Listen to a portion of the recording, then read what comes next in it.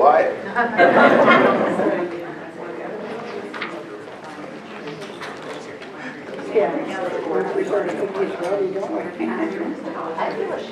Hello, everyone.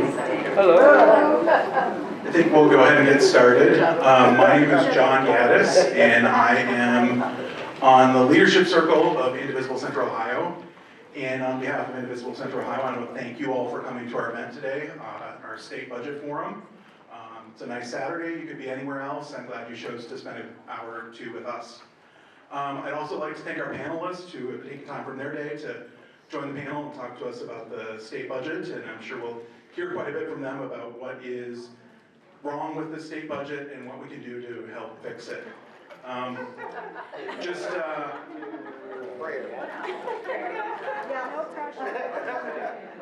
being optimistic, okay? Just want to start with a couple announcements about our next couple big events. The next event like this we're having is on Saturday, May 31st at the Westgate Auditorium. Some individuals from our group are planning a town hall focused on the 15th district and might carry. And so if you're in the 15th district especially, we hope you can join us for that event. And then after that, June 14th, Saturday, June 14th is National Day of Defiance and mobilization against the Trump administration. And Indivisible Central Ohio is planning to march together in the Pride Parade, because it also is Columbus Pride, and do voter registration along the route. And so we hope that you will join us in that effort as well. We are having a voter registration training. Before that, let me see what day it is. I think it's June 9th. Yeah, it is Monday, June 9th. And so you can go to our website, indivisiblecentralohio.org, and find that information and sign up and come out and join us. So with that, I'm going to pass it to the panel. And so for starters for the panel, I'd like the panel, if you could introduce yourself and tell us what the biggest issue is that you're concerned about in this budget. All right. Good afternoon, everybody. How y'all doing today? Good afternoon, everybody. How y'all doing today? First off, I want to give a round of applause to our Indivisible Central Ohio group, our organizers. Can y'all give them a round of applause, please? I'm sorry, I started standing up, then close, so stand up. I apologize. I'm short, so I want y'all to see me, okay? My name is Dontavius, Jarrells. I just so happen to be a state representative representing Ohio's House District 1. You actually are in my district. Myself, alongside Senator Hearcel, represent this part of the area. I also represent all of Central Ohio. So if you're in my office, I'll say, look out the window. Everything that the light touches, Simba's mine. Anything the shadow touches, don't go there. It's one of somebody else's district, okay? So I'm really excited to be here. I also serve as Assistant Minority Leader of the House Caucus. And I'm just proud to work on behalf of each and every one of you. If you have not had a chance to meet me yet, I'm looking forward to meeting each and every one of you. I will have to leave a little early because I'm also keynoting our Ohio Environmental Council's Green Gala tonight. So we're talking about all things removing lead service lines out of Ohio. So I'm excited about that. The thing that I wanted to give to you all today, the thing I hate the most, there's a lot of things I hate in this budget, but the one that I wanted to call attention to is something that's really personal to me. They zeroed out the lead mitigation line out of the Ohio Department of Health from $7 million every year, so $14 million total to zero. And the Lead Safe Home program, it literally went to $250,000 a year. Why is that crazy? Because as a lead poison survivor out of Cleveland, Ohio, there are so many young people and families who are living and drinking with tainted water all across the state. We have an infrastructure problem in Ohio. In fact, in Cleveland, 90% of the homes were built before 1978. And so when we think about the quality of water and how it impacts someone's neurological, cognitive abilities, and then how that then ends up impacting people's ability to be educated, how they get to work, whether or not they can succeed, right? It is a domino effect, and the root cause is the lack of infrastructure. And so zeroing out this fund means that we're likely going to see more families drinking tainted water. And so it is something that I want to call attention. It doesn't probably rise to the surface of headlines. There's a lot of other things that my colleagues are going to talk about that does. But when we talk about the quality of life for Ohioans, the fact that we can't even know whether the water coming out our faucet truly is the cleanest it can be is a problem for all of us to be aware of. Thank you all.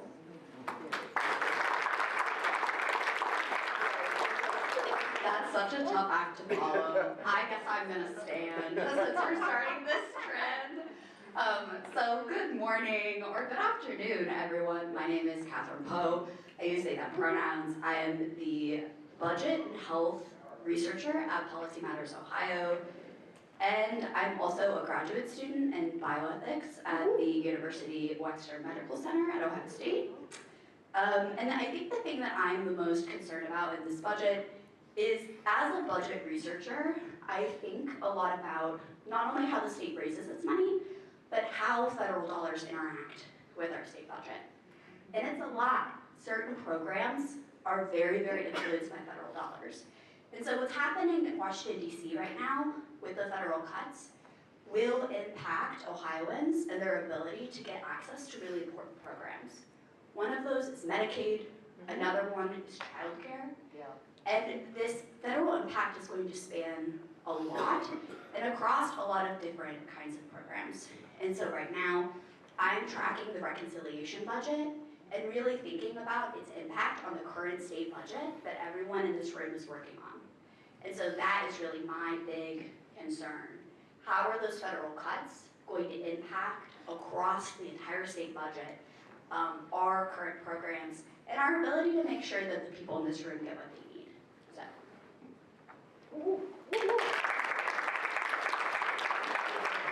Hi, good afternoon, everyone. I'm State Rep Anita Somani. I am an OBGYN that still practices. Give it up obstetrics because the little likes to but I'm at the State House, obviously representing Worthington, Clintonville, Northeast Ohio. And I am on the Health and Medicaid committees. I'm the ranking member on health. And to me, the budget is about killing Ohioans. It is literally like, I hate Ohio, and I want to see how many people I can kill budget. Because and I say that with it's real. And I say that because I don't think people recognize 1 out of 5 women rely on Medicaid for their prenatal care. 1 out of 4 nationally rely on Medicaid, and our nursing homes rely on Medicaid. 60% of the money that goes to nursing homes comes from Medicaid.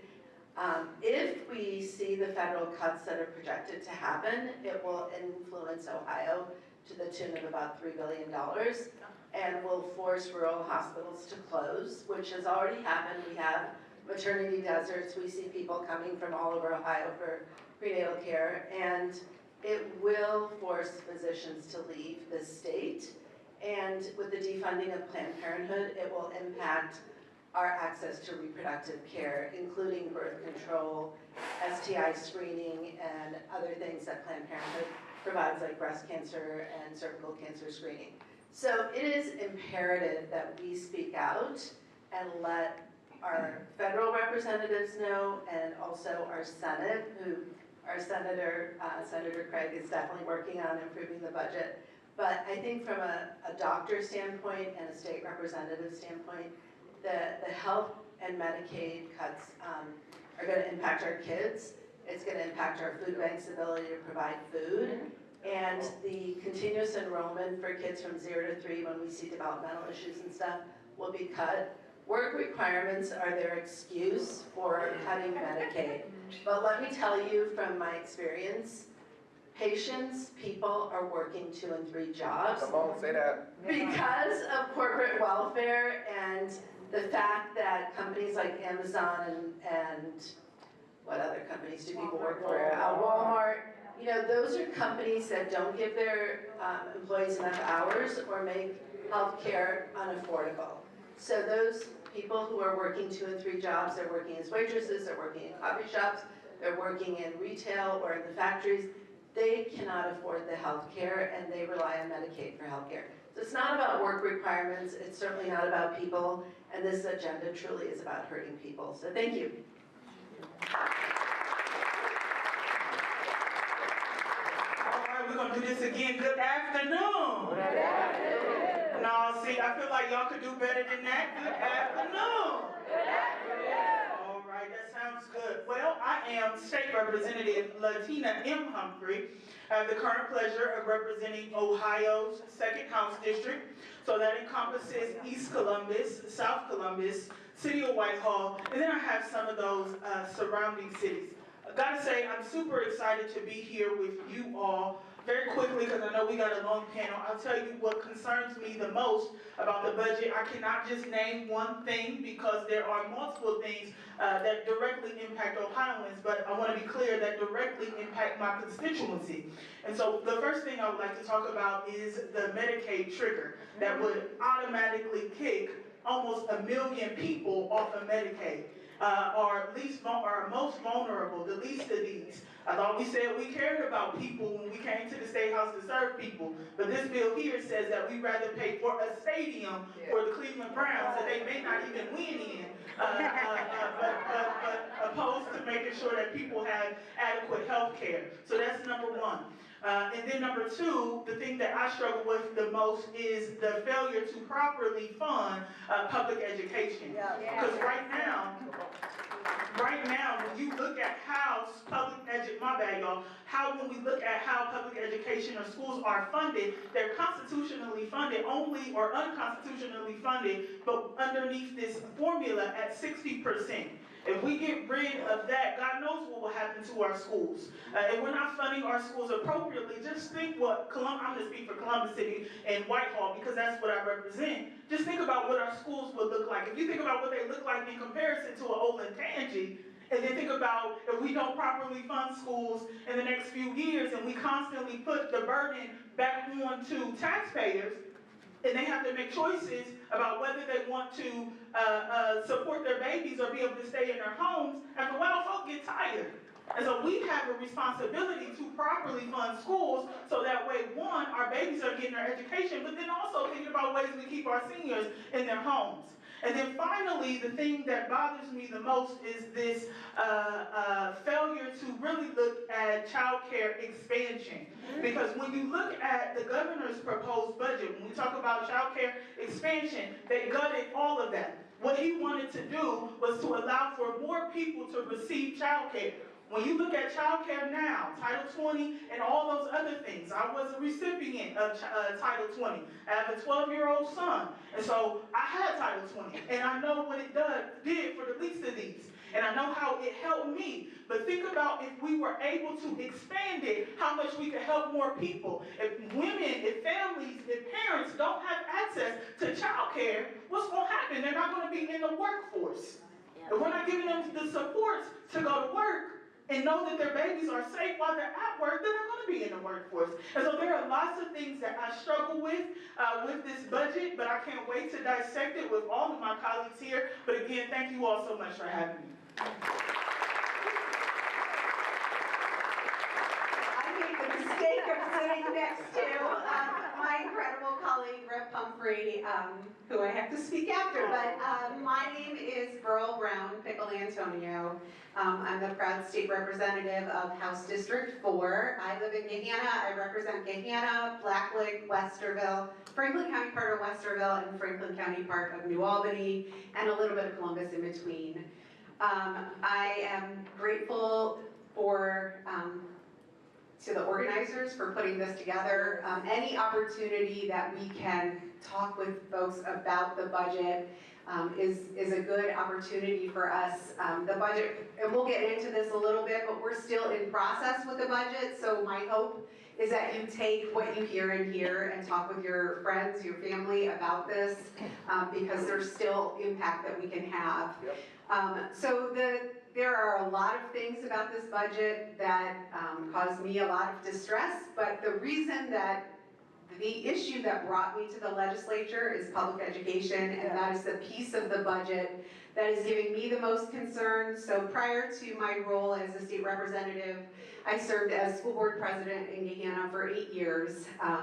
I believe firmly that the thing that makes our country unique is that we say that every single one of us has an opportunity, but there is no opportunity if we're not at least providing people, all people, no matter their zip code, no matter the kind of house that they come from, a good quality education.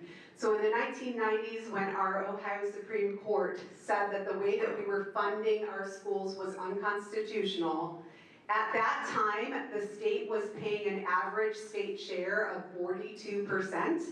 And the Ohio Supreme Court said that 42% was not enough in order to provide an equitable education across the state of Ohio. We were relying too much on local property taxes to make up the rest when we were only at 42%.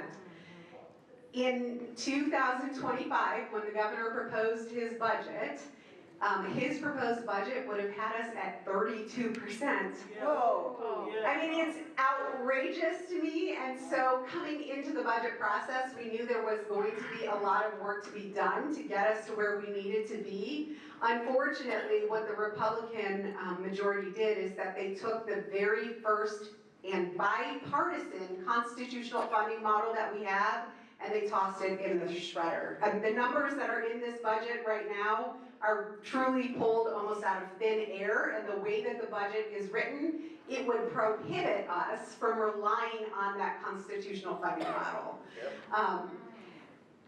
I don't know about all of you, but I'm sure that you can think about a teacher or some experience that you had growing up in school that changed the trajectory of your life for the better. One of the teachers who had that impact on me is actually here today. I didn't know she was going to be here, but Julie Bruner was a social studies teacher, retired social studies teacher, but she was also the mock trial advisor. And I didn't say this, but by trade, I'm an attorney. And honestly, participation in that program is one of the single biggest impacts on my life. Wow. So education can change somebody's life. Yeah. And if we as a state are not choosing to invest in the things that give people actual opportunity, if we are not living up to the clearest funding mandate that we have in our Ohio Constitution, then I'm not sure what we're doing. Say that.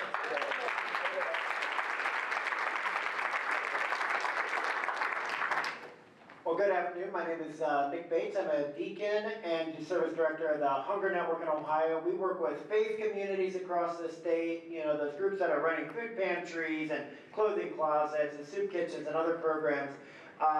Knowing that our private charity is needed, but it will never be a replacement for a public commitment to address poverty and hunger and the need in our communities. So we work to try to elevate those voices of those who are experiencing hunger, those who volunteer each and every day and accompany those who are struggling to make ends meet, to lift up their voices collectively on issues like the state budget. This is my 7th or 8th budget that I've been doing state budget policy and advocating for a more morally just and equitable budget.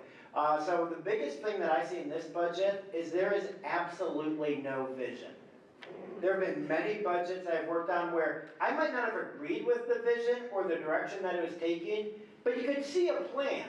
You could see an ideology saying, here's how I think we can solve problems. I disagreed with it. Largely throughout many years, the budget.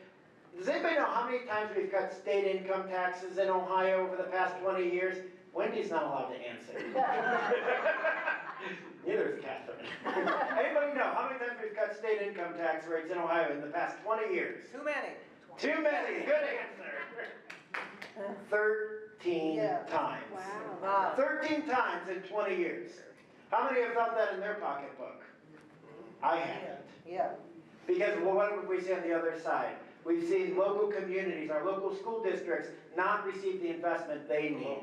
And that leads to them having to raise sales tax and property tax that hits everyday Ohioans and those who are struggling the most to make ends meet, puts the burden onto us, away from the wealthy Cleveland Browns owners who can afford to be paying a little bit more of their fair share. So this budget has no vision. We see no new investments into anti-hunger programs, even though we see hunger going up. Do you know that we held hunger flat during the pandemic? Because we saw the investment. We came together as a national community and said, we don't want people going into the workplace right now, so we're gonna make sure they can still feed their families. But what have we seen since that time? The elimination of the federally funded universal school meal program, the walk back of the child tax credit, and all these other things have been walked back, and now we're seeing the rate of hunger elevate because we're dealing with the impact of the inflation, the post-pandemic inflation. Families are struggling. So we need more investments in anti-hunger programs. Also, this budget, for some unbeknownst reason, I did not hear this brought up once in any committee hearing around the Ohio Housing Trust Fund. They took, if you ever buy a house or refinance a mortgage, you know those fees that you never really look at what they are, but you just pay them because they say you have to? A little chunk of that goes into the State Housing Trust Fund.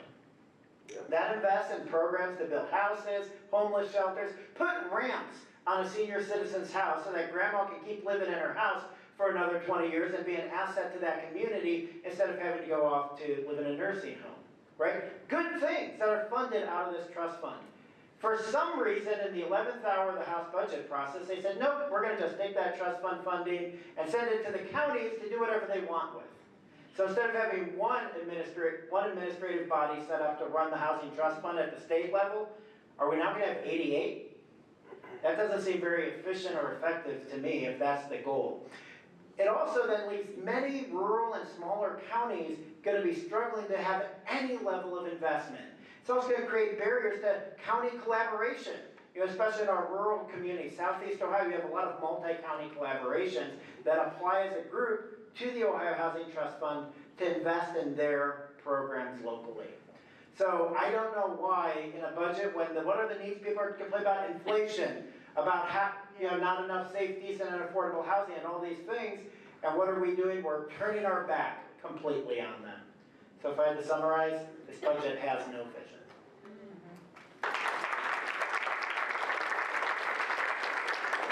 Hello, everybody. My name is Anita Chapman, and I am humbled to be a part of this panel.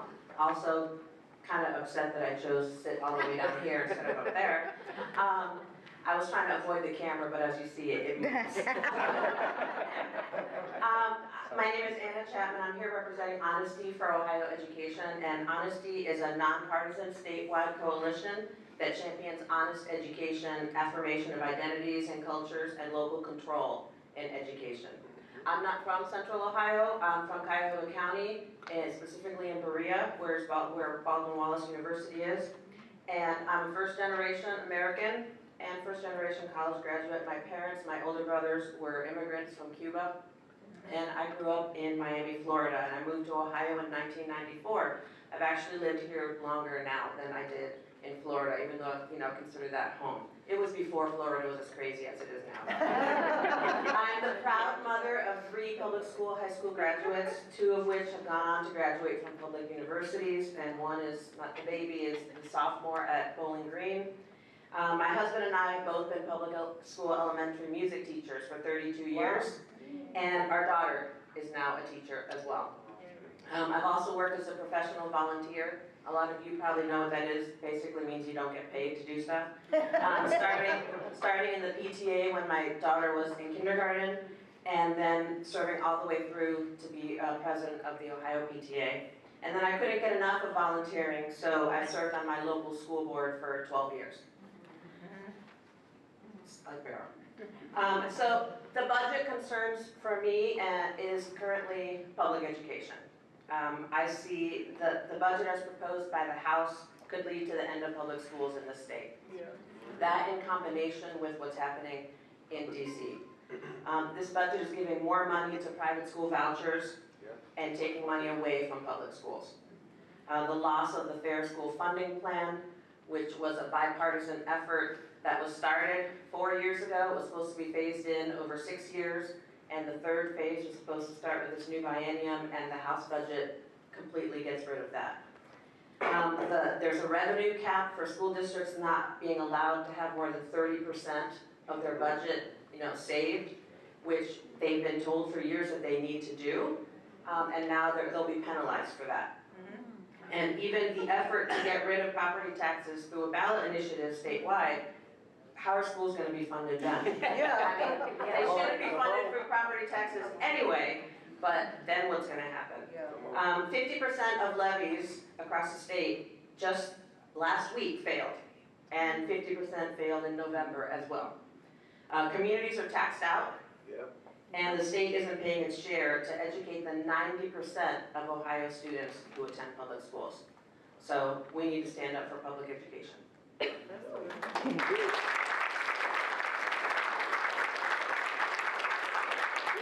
afternoon. I'm in the enviable position of being last. But the scripture says that the last shall be first. Let me thank you for the awesome privilege of being with you this evening. I will say to you unequivocally and unabashedly that this panel of folks, I'm so honored to be with all of them. And I appreciate them for being here today, because this subject, and for all of you being here today, it's already been stated. You could be a lot of places on a Saturday afternoon. But these issues are so compelling, they're so serious, and that's not hyperbole to say. I'm in the Senate. I'm State Senator Hearcel Craig. This is the 15th Senate District. I represent the assistant leader is in this House district. Also, Representative Humphrey is in my Senate district, and then we have Representative Mohamed further north. There are 3 House districts in the Senate district. I don't know, again, that we can pick one issue. Yesterday at 4:00 p.m., my caucus just presented their amendments to I serve on the Finance Committee, to the appropriate parties. I had 125 amendments to that budget. 125 amendments. There are no single issues, but I will say to you, and I say quite clearly, I'm a first-generation college graduate. My mother came here cleaning houses as a maid. And for me to be standing here today, in fact, I wrote my master's thesis upstairs on the 3rd floor of this library. Education is vital. You were absolutely clear about this, the opportunity for the legislature to do it. We got the House budget, which we're deeply troubled by. But they worked as hard as they could to make sure that you had the resources that you need. Election has consequences. We all know that. That's why you are here, indivisible, because of the serious nature of where we're at right now. But the other issue that is compelling to me is this issue about access to affordable housing. Yeah. I've traveled this state in the last 6 months, all over the state. Certainly the urban areas, the suburban areas, but also the rural areas, where children and families were sleeping in cars. That's not okay. No. And so we have lots of work to do in that space. We take it very, very seriously. We can't do this work in a silo or a vacuum. That's why we're here today, really to listen to you. We're not going to just be talking heads today. My hope is that we will be hearing from you, holding us accountable for the work that we're doing. We have major work to do around that budget. We only have 9 members in the Senate. But I can tell you absolutely, those members, we were working on Monday night to 9 and 10 o'clock at night on this budget. My staff was there. We've got lots of work to do on the budget as it's coming to the Senate. And so as we're meeting with groups everywhere, I was in several protests. When it was raining cats and dogs, I was in that protest. I saw you. And then, amen, we were in the protest with the CEA. So we're going to be doing this in multiple ways to ensure and let folk know in the State House, because it's your State House, we work for you, that these issues that are compelling, that are hurting families and children, this issue about access to health care, it is serious. And I think the representative has said it very, very clearly. It will have dire implications for many of our families regarding Medicaid. I'm 76 years old. And so for our seniors and for those that have played by the rules, have now retired on fixed incomes, and have to worry about property taxes. I served on the Property Tax Reform Committee. So we have lots of work to do, and we're going to be there and working vigorously. I can guarantee you to make sure that we are representing you in a way. We know we got an uphill battle, but that does not deter us. By the public coming out, and we heard hundreds of testimonies regarding the budget, and we still need to have that. God bless you. Thank you for the opportunity.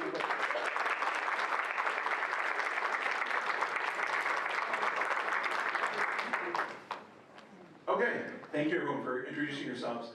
I think now we're going to open up to the audience for questions. And so if you have a question to one of the panelists, if you want to raise your hand, Ann will come to you with the mic. So, throw the mic over there. And I'm not going to run.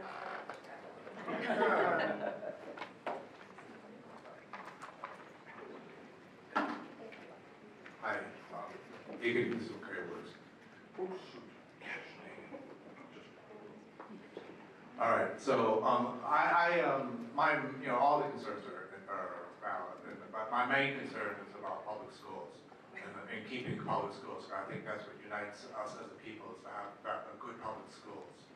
So I currently have a child who's in the Columbus City Schools at Carl's, and as a sophomore, and one thing is about these private schools that get vouchers. Like, I think like some of it is, to me, is the semantics, because these schools are not private schools, they're public schools, publicly funded private schools. And I think like something, the semantics of like us calling them private schools when their money comes from the public. And I think like we need to say that, and that they are not, the rules that they play by are not the rules that the rest of the purely public schools that are getting money from their public have to play by. So I think like we would elevate that discussion that private schools aren't private schools, they get public funding. So they need to be called publicly funded private schools. Thank you.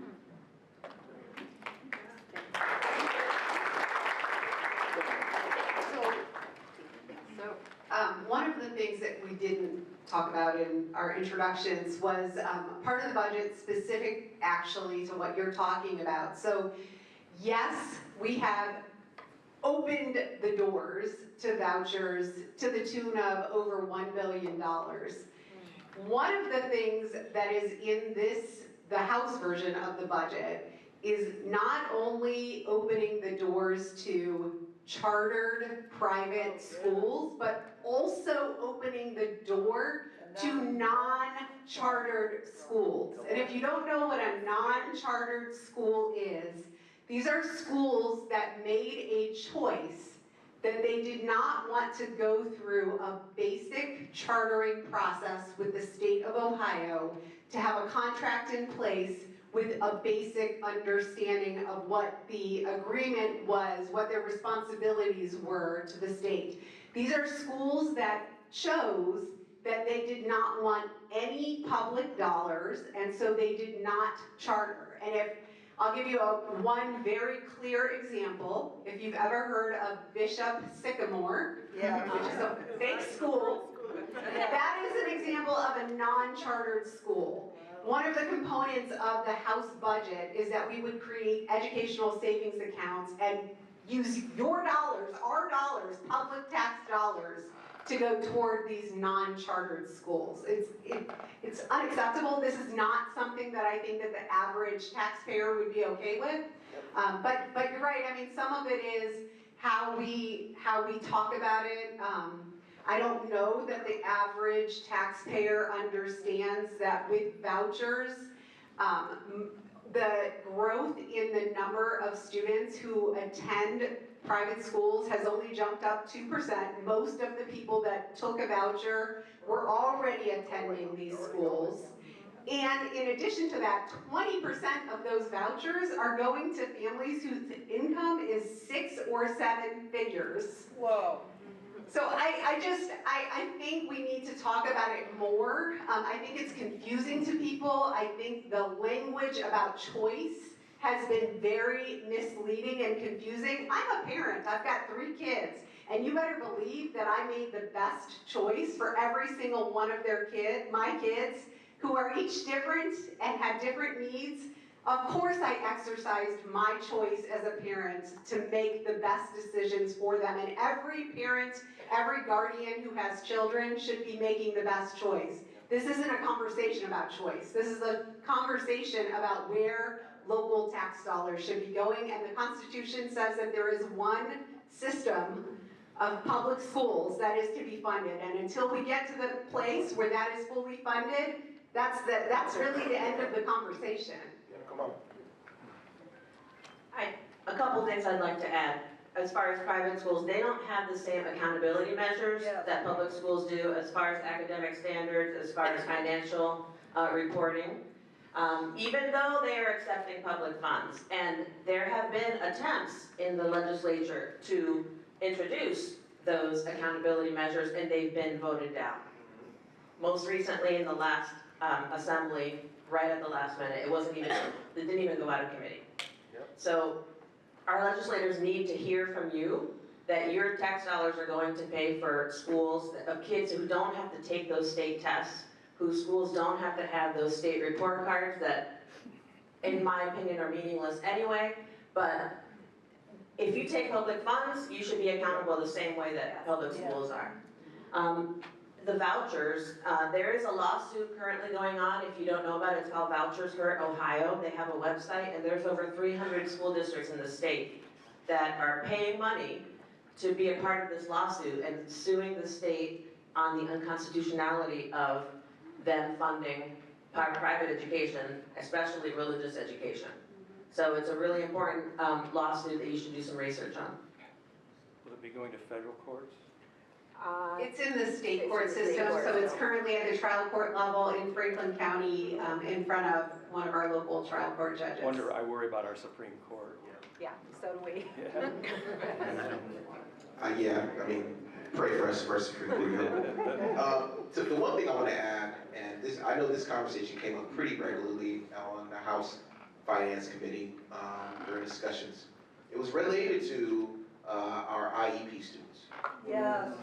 And the number, so you have 2 things going on. One, it costs more to provide the level of support to these young students. Yeah. And if that parent wanted to have choice, it is up to the school's discretion to accept them. Right, yeah. Right. Yeah. So how can a family truly have choice when the school don't want them? Yeah. And so the issue here is, as we are reducing the amount of money that we're giving public schools, we're also seeing increases in the cost to provide education to these students. So what are these school districts going to do? And so that is what's at play here. We're not supporting the most challenged students in our districts across the state, right? And so many, time and time again, school districts, treasurers, they came in and they talked about, why are you defunding us when we are responsible, literally responsible, to teach the most challenging of our youth across Ohio? And that is a travesty on a humanity level that we all need to talk more about. Yeah. And that's a really good point. I'm going to be very quick, but I'm glad that you brought up the IEP piece, because my son attends Columbus City Schools and he is in special education. He has an IEP, and we've been through situations where we've tried to utilize choice. And Senator Craig and Representative Jarrells know this very clearly. The charter schools, not that they don't want them, they don't have the support to even take the children anyway, because they don't have the resources. They have someone who comes in maybe once or twice a week to try to help out. But when you have a child who needs that extra assistance every day, you know, they cannot be there. And so I'm so glad that you brought that point up, because it's a real issue. And then if we talk about the fact that we're defunding schools in the first place, a large percentage of children who go to Columbus City Schools actually large percentage of these students need some type of accommodation in the first place. Yeah. So if we cut the funding, if we defund these schools, we're putting, maybe I think the number was 20-some-odd% of students, we're putting them in harm's way. And so I'm so glad you brought that up so I could add that. So one other thing that happens in this budget is that oftentimes schools plan ahead. They look at how are we planning for major, repairs, construction, bugs, computers, whatever. So one of the ways that they're hiding this is saying it's going to provide one-time property tax relief for the community by getting rid of what we call carryover or rollover. So right now it's 30% is what schools can carry over year to year as they plan for repairs, they plan for things for the future.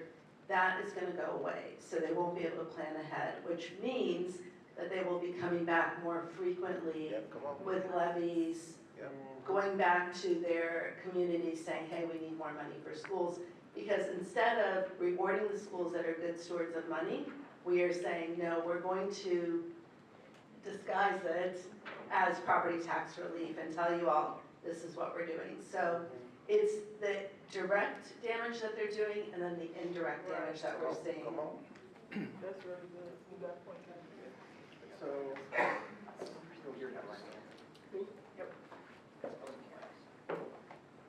Hi there, this is actually related to this conversation. Have they put an adjustment in for the match required by local school districts for new buildings in the old school facilities commission? In other words, much of that money they're saving, they save so they have enough money to pay for a new building. That just might be worth looking at, and look at those districts that are in line. Could be in a good district,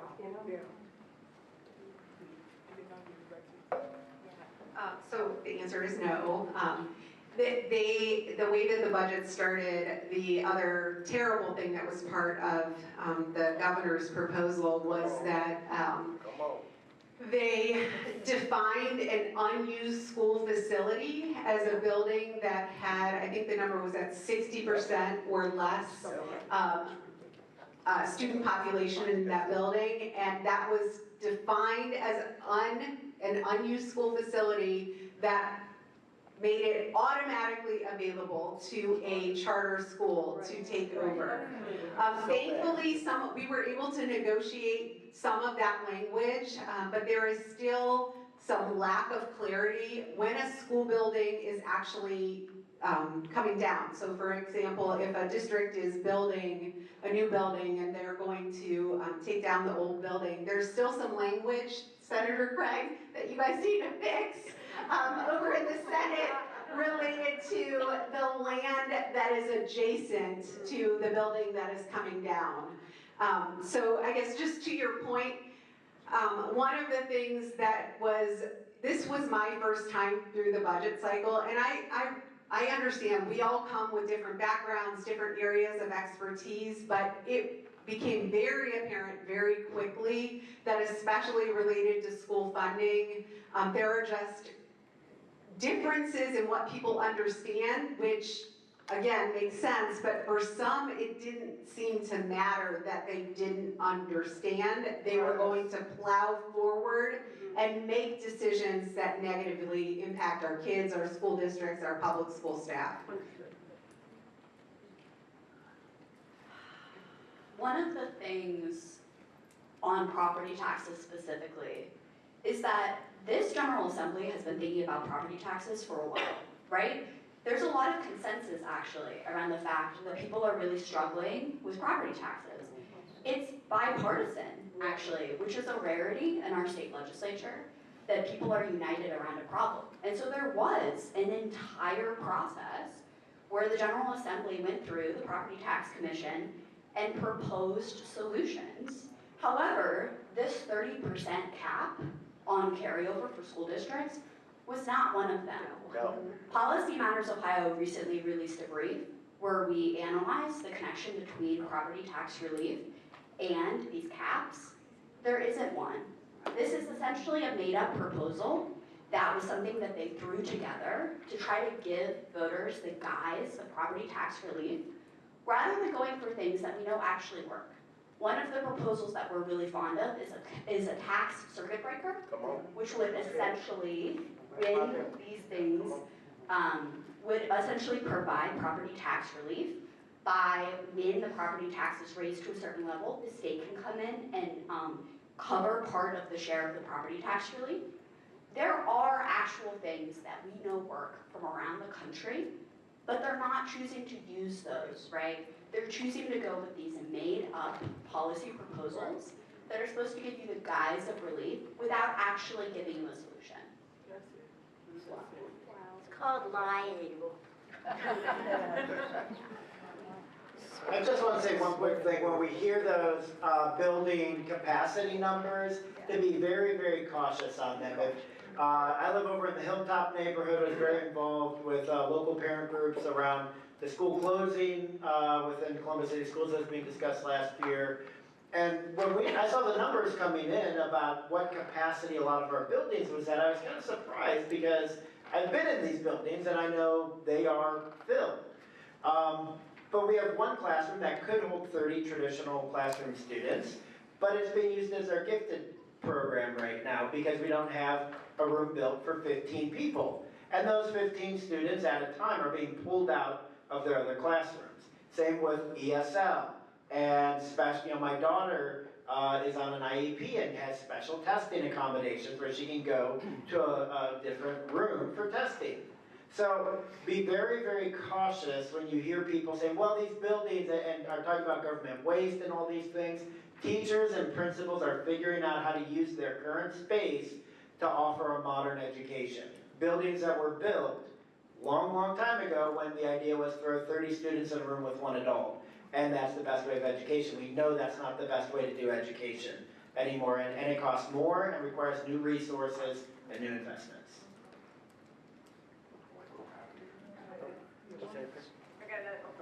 No, go ahead, ma'am, I'm sorry. First of all, thank you all for being here. This question is a little bit specific to some of our elected officials. Oh, I don't know. There you go. Is it working? Yeah. All right. First of all, thank you all for being here. This is directed at our elected officials. Given that the Democrats have been unable to stop this stuff so far, could you guys outline some concrete steps that you plan to take to do differently this time?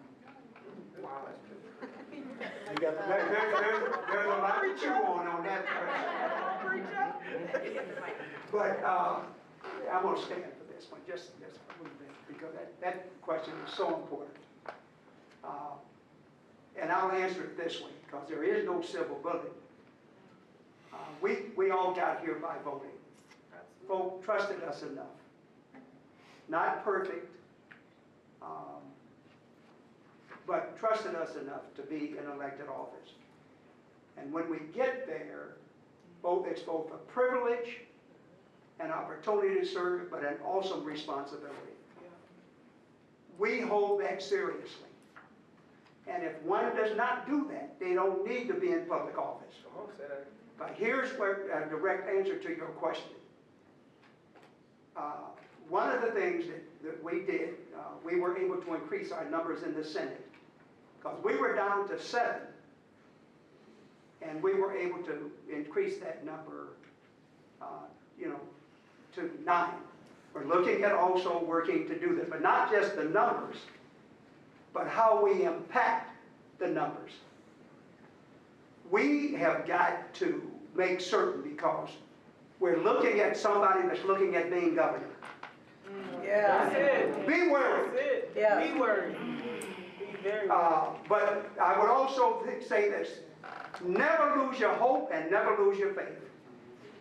Because Indivisibles and groups like that, and those of us that have come out of the civil rights movement, and when people marched for 365 days, they didn't have a telephone, they didn't have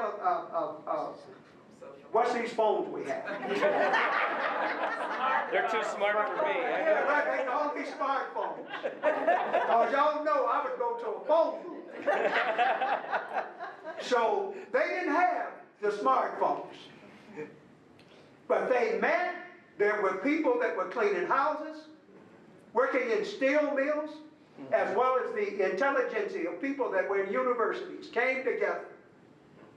And then we had the Civil Rights Act of 1964, the Voting Rights Act of 1965, and the Fair Housing Act of 1968. How did they get it done? By people organizing and coming together. We're there again. Because as elected officials, because we got to get the numbers, because right now in the House, the numbers, they can have a 34. Right. They have a supermajority in the House. They have a supermajority in the Senate. We come to work every day saying, yeah, you got the numbers, but we got the plan. So we're going to, we got to continue to work with you all. We cannot do this work without you. People come down, hundreds of people come down to give testimony. We're in the battle right now of our lives. I have 11 grandchildren and 5 great-grandchildren. We can't do this by ourselves. Elected officials, I think you asked that question because we've got to work together as House and Senate members, but also with the county commissioners, with Columbus City Council, because as elected, when the State House, we vote on everything from the death penalty all the way up and down. And I have voted against the death penalty, as Deacon knows. And so your voice matters. You are not powerless. Hold us and come, and when we're not doing it, also check us. But right now, it's even more important because with these numbers, and I wonder, the state of Ohio has not always been like this. No. We're better than this. Yes, we are. And so I will just say every day, day and night, as long as I have breath, we're going to be working hard on behalf of our families and children. And as legislators, that's what we have to do. We're compelled to do that.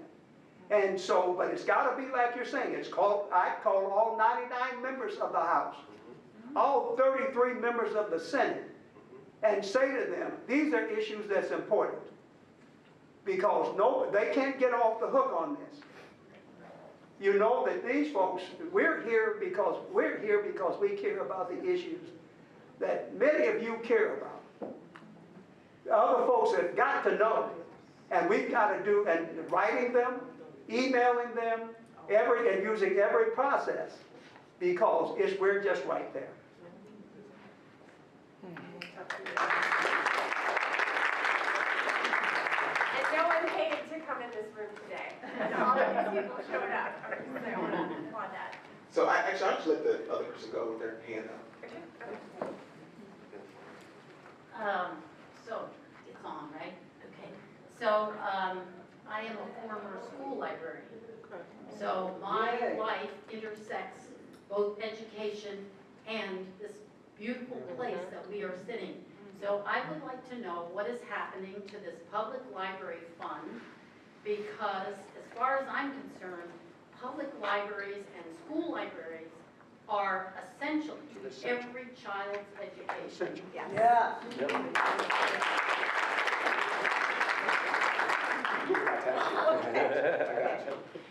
Okay, so this is the tricky thing about what they've done to us in the House version of the budget. What they've done, related both to libraries and to schools, is that the dollar amount is not a decrease. So it's very confusing. If you look at the House version of the budget, we can't easily say that there's been a cut in funding to libraries and to public education. But the terrible thing that they've done for both libraries and public education is that they have taken the formula and put it in the shredder. So what that means is that while everybody may be held harmless this year, when we come back and do the budget in another 2 years, the libraries and the schools are going to have to come hat in hand again and beg for us to do something, and also have no way to plan budgets because they have no idea what to expect anymore going forward when we do that. I don't know if my colleague on Finance Committee, I think, wants to maybe add to that. And while my good colleague, Representative Beryl and Piccolantonio talked about the funding piece, the other piece they did was they started hiding books. That's right. Yeah. Right? And so books that, whether it's our LGBTQA community, whether it's folks who, you know, and I'll tell you this all started, from my understanding, from someone, a colleague, seeing a tampon in the bathroom. It was like, there was like something that, like it was literally like in a men's bathroom. And I don't know about you, but there's single dads out here who's walking their daughters into a library. They're sitting down, maybe working with them on a project, and guess what? They gotta go to their bathroom, right? Because life is life, y'all. And out of that one scenario, what we are finding is we're beginning to hide away books that tell the true experience of Ohioans all across this race. Yeah. The other thing I want to tell you all, and this is what pisses me off the most about this whole process.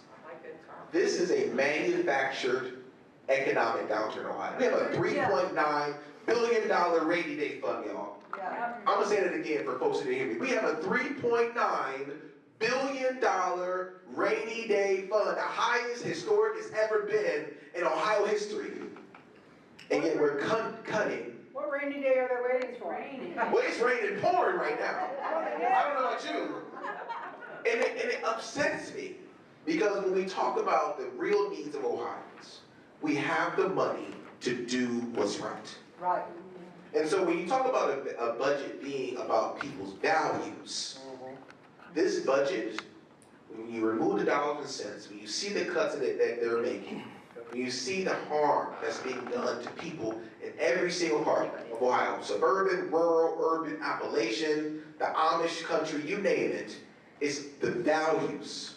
And so to your question earlier about what we're going to do differently, we have to talk about the values. Yeah. What we believe Ohio can be versus what they believe Ohio can be. And that distinction alone, if you believe that every single rural Ohioan deserves to have the affordable health care access, and my colleagues do not, we need to speak truth to power. If you believe that every single community should have seniors staying in their homes because of, you know, property taxes that are affordable, and my colleagues want to shift the burden more on homeowners, particularly our most vulnerable seniors, we need to talk about it, right? But we can't do the value work alone. We have to do it collectively. That's the only way that I truly think that and believe that we can save Ohio. Thank you. Thank you.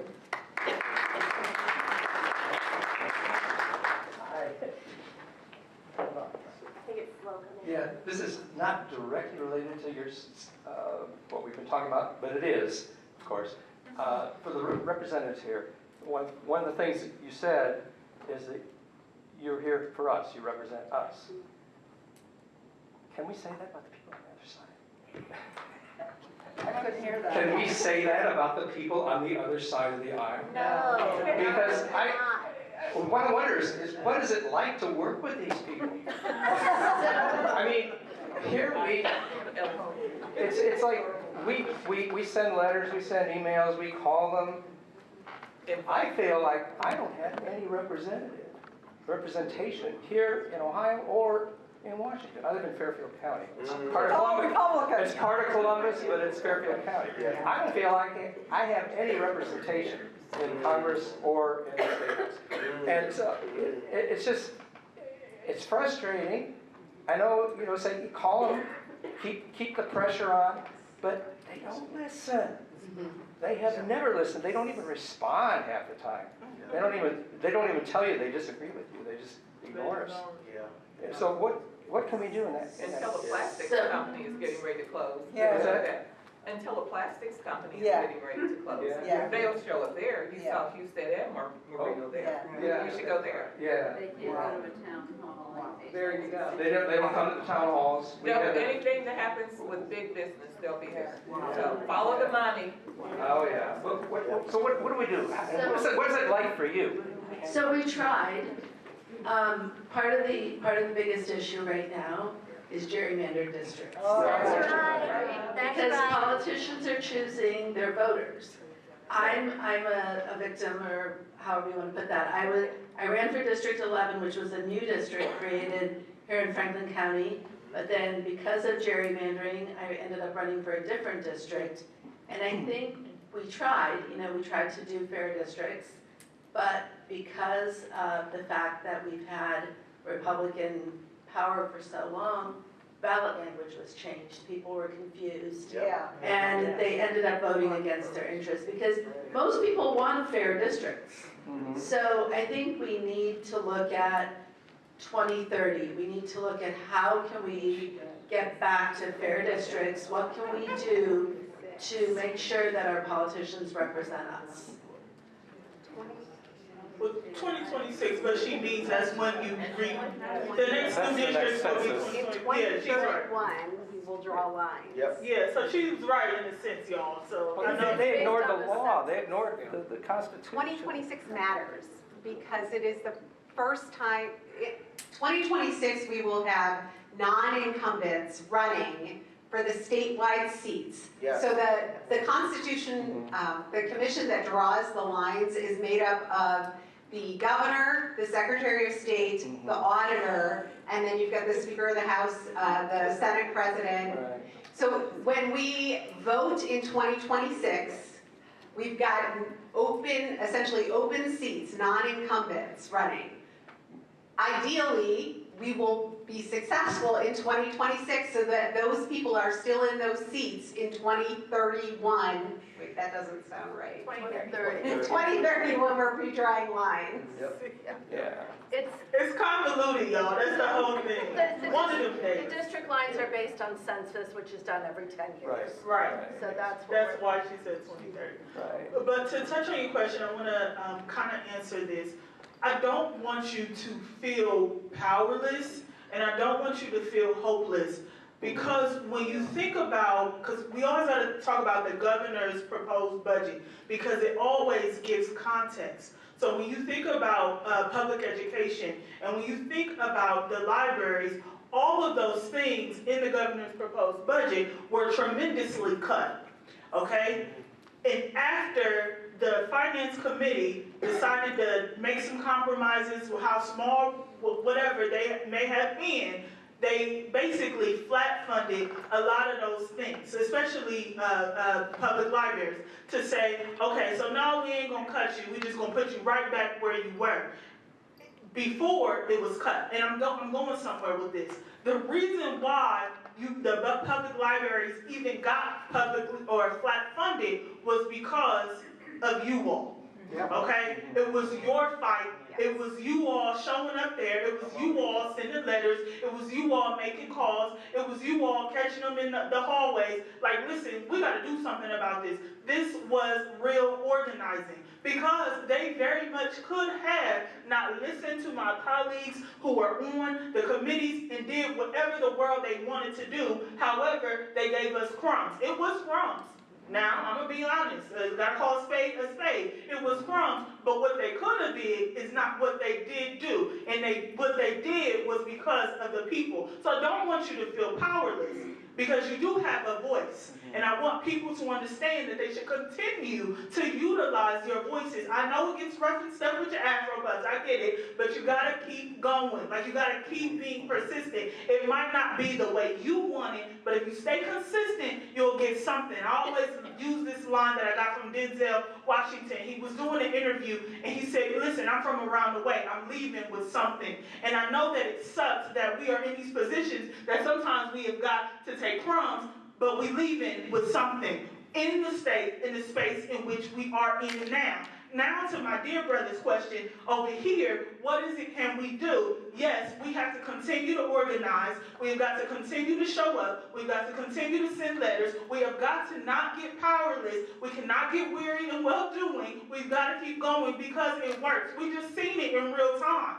The governor's proposed budget cut almost $58 million from Columbus City schools. We got it flat funded for the next, 2 years or so, okay? They were willing to just do whatever he had said to do. But because of you all, because of advocacy groups, they decided not to do that. So, show up, send your letters, do all the things, call. Don't stop doing that. Don't think that it's useless. Don't feel like it does not play a part. That's number one. The other thing my colleague, Senator Craig, touched on that is so important is voting. I tell people all the time, the city of Columbus, the city or Franklin County will do this, Cuyahoga County, and Hamilton County. When we think about statewide elections, we have the power to change the trajectory of this state, just because of how populated it is we are. Now, I know that we should be trying to think about what do we do about state house districts, and that's another conversation. We've got to be willing to organize in other areas. That is true. But when you think about the state as a whole, we have the power over that. So let's talk about how do we organize. Because if we're only willing to organize in our own silos and go talking to people who we know are going to vote, how productive is it that we are really going to be? We got to be willing to go in different areas. And then we also have to look at the number of people who are not registered to vote and which areas that they are in and go get them registered to vote. See, this is not going to change overnight, but we have to know that we do have power. We have power in this very county that we are sitting in today. How many people is in Franklin County? Almost 2 million people? I think it is. Yeah. So it's almost similarly in Cuyahoga County, a little short in Hamilton County.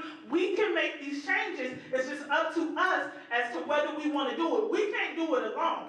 It's not going to happen alone. It's going to be all of us. And if it is, and I'll let you get to your question, sis, but if it is, we come together, we can change the trajectory of the state. Yeah. So it's organizing. It really is. So still keep doing what it is we're doing, but understand we got power in our own counties, and we got to be willing to do things differently. Because if we just go on and talk to people in our own neighborhoods who we know we're going to vote, that's one thing. Listen, if I'm going out getting people in my district that is, I'm just call it like it is because it's my district, predominantly black, severely economically disadvantaged, we got to get out there and talk to them. People we know won't vote. My people are going to vote. And if we get people registered in my district, they're going to vote, and they're going to vote the right way. The reality is we got to figure out why they ain't voting in the first place. Is it apathy? Do they feel like people are not hearing their needs? All these different things. But we have got to be willing to do it together and understand we really do have power. It's just dressed up in overalls and looks like work. And that's what stops people from wanting to be a part of the process.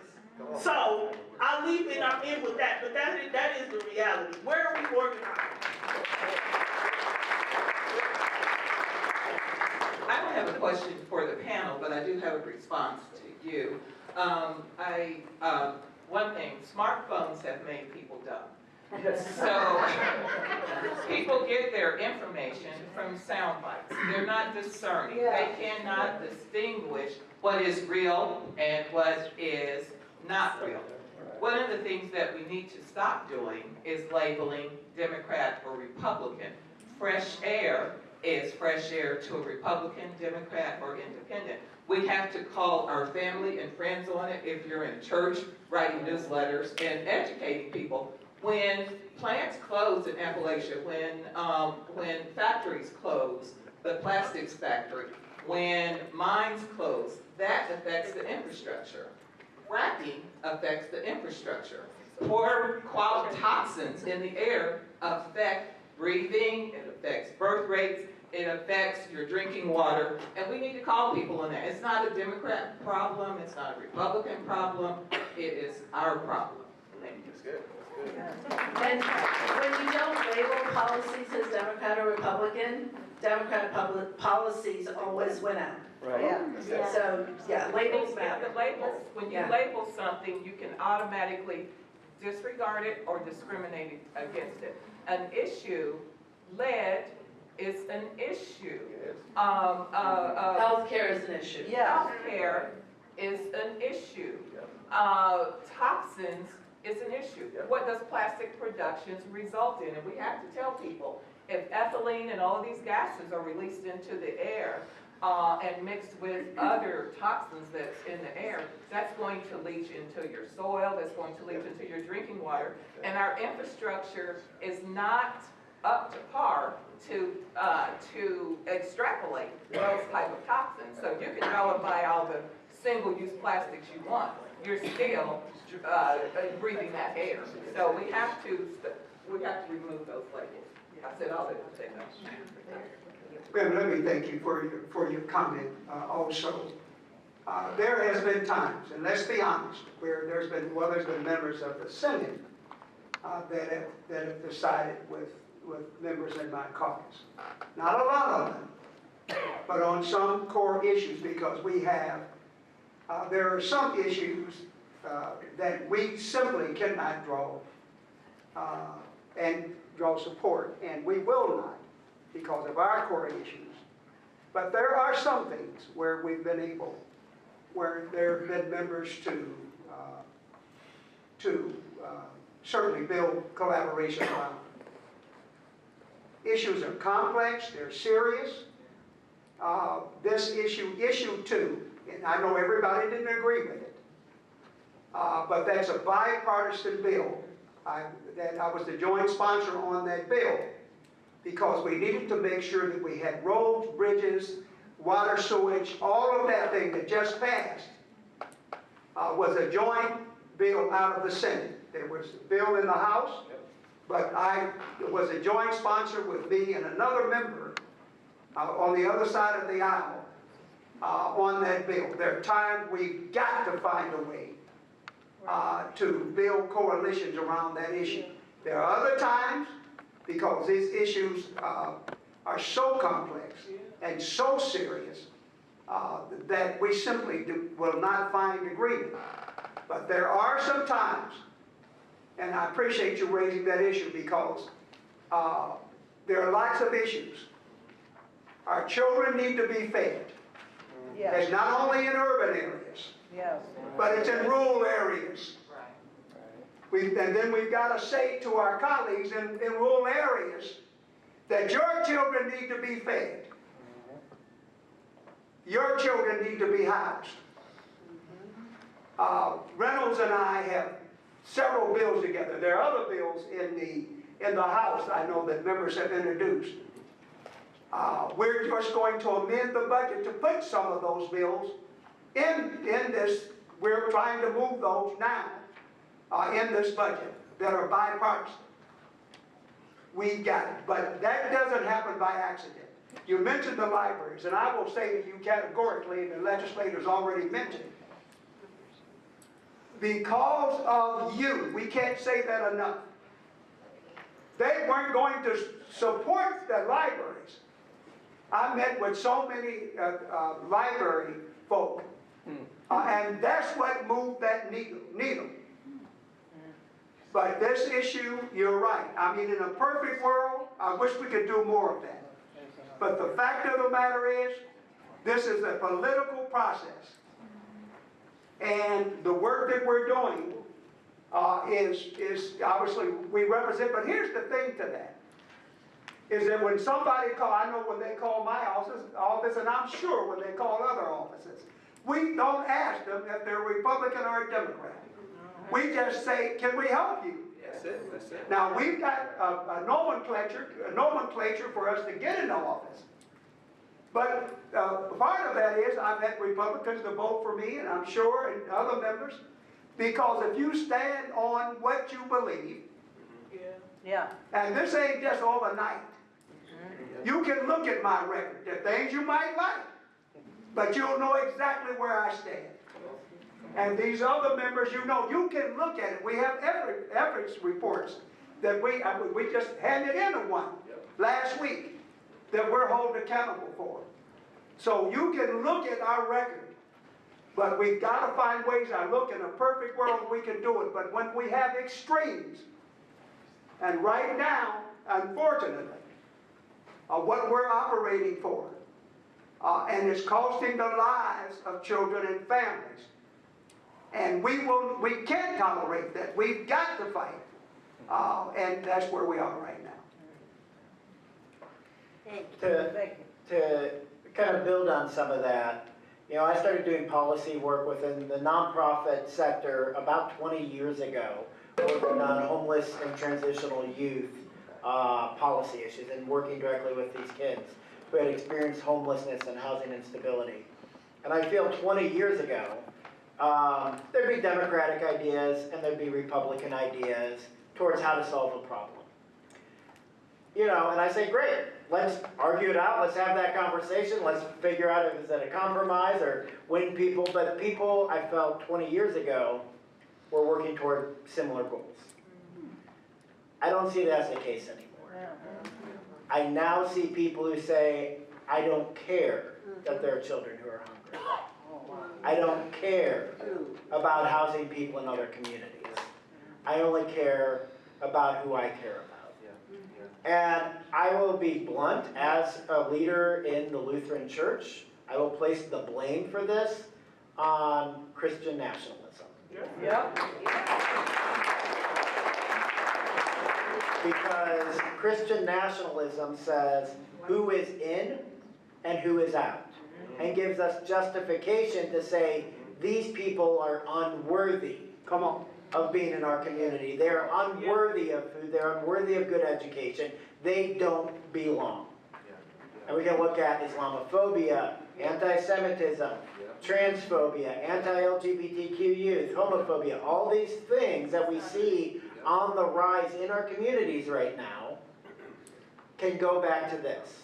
And I see Christian nationalism and white supremacy and toxic masculinity as diseases. And the reality is, where do they grow? They grow and expand when there's fear and anxiety in our communities. So as people are more scared about if they can afford their bills, if people are more scared about if kids are gonna have good schools, this leads to that fear and anxiety that leads people then to fall back into these camps. And white Christian nationalism is exploiting people in our neighborhoods, in our communities, in our churches, because they're afraid of what the economy and what the world's going to have in the future. And instead of saying, hey, let's go fix the housing system, let's go fix our schools, they say, go and blame trans kids. Go blame those books on those library shelves. And they do it with intentionality. Yes, very much. That's right.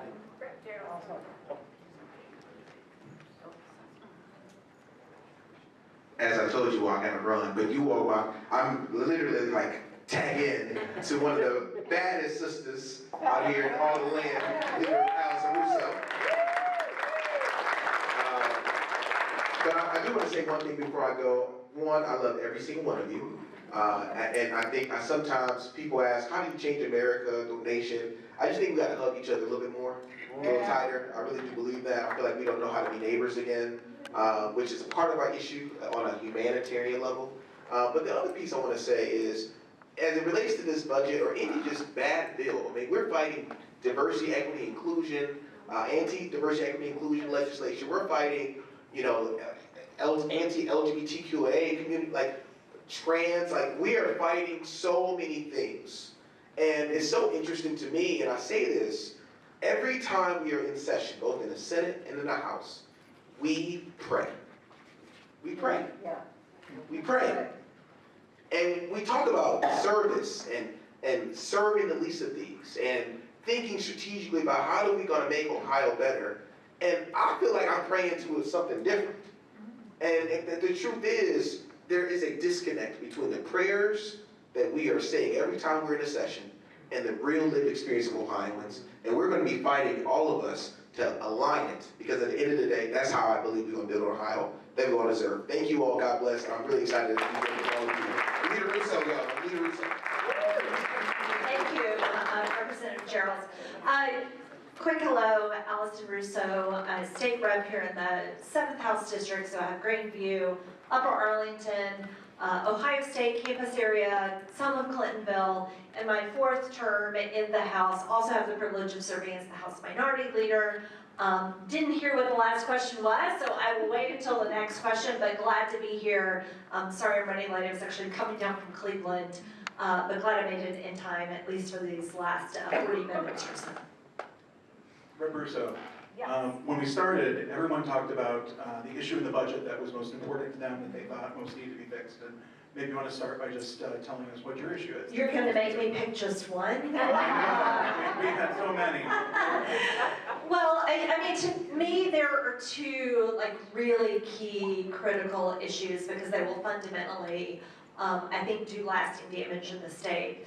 The first is public education, without a doubt. Sustained attacks, and there are multiple ways that public education is attacked. sure some of my other reps have talked about this, whether it's eliminating per school funding plan, the garbage that they're doing with the caps and calling it tax relief, which is just, excuse my language, bullshit.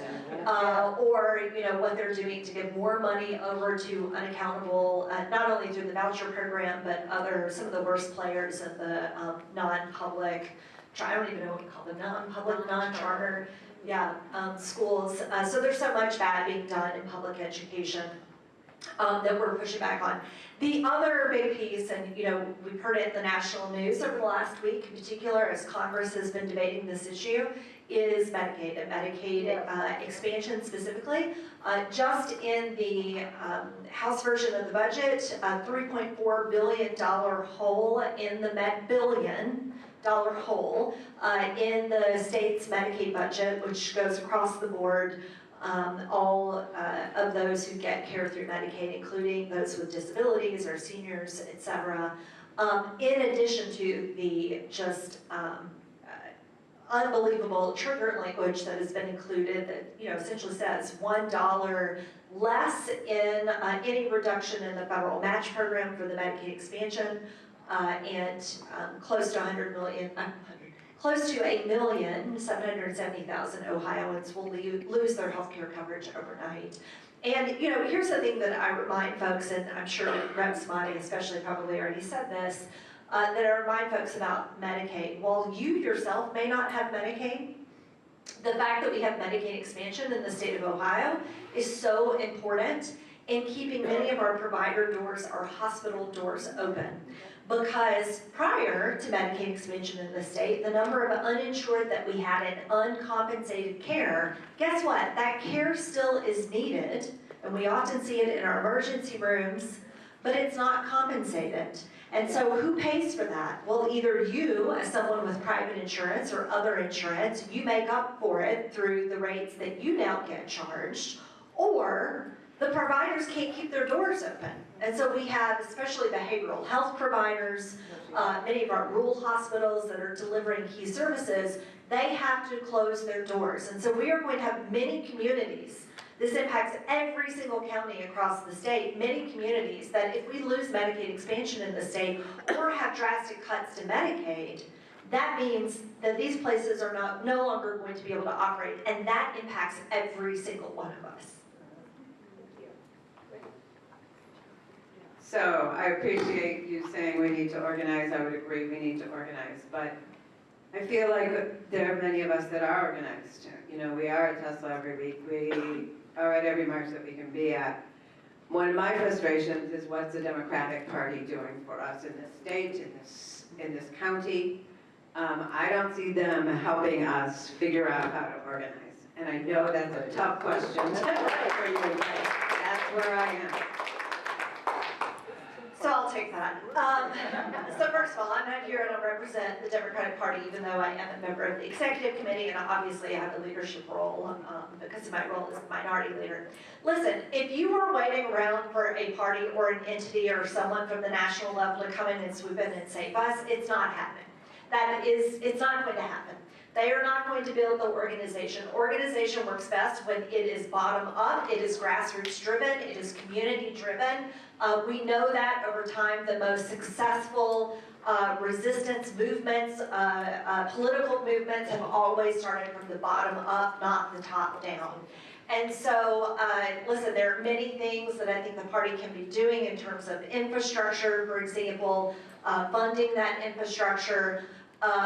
But in terms of, the real organizing, getting behind local candidates, we've got local races right now, school board, city council in every community in the state. We will have every single House district in the state, and half of the state legislative Senate districts will be on the ballot in 2026, in addition to the statewide. That's all local volunteer. I see one of my very best ones, Robin Harper over here, in my district, and several other of you who I know have worked in my district. But those races and efforts are won by local organizations. And so that's my perspective on it. And I'm not sort of passing the buck here, but I firmly believe that no party, no national candidate, frankly, no statewide candidate is going to save us from this. It is up to all of us working, organizing, understanding that this is a united effort that we have to put forward at all different levels, and it all adds up to success.